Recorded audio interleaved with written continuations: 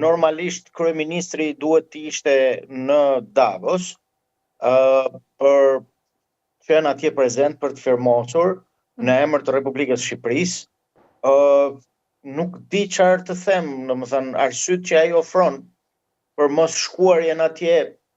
Nuk të bindë arsyeja që ishte këtu për të pritur vajzën e Donald Trump dhe në thonjza i kishte marrë leje babait për ta bërë këtë?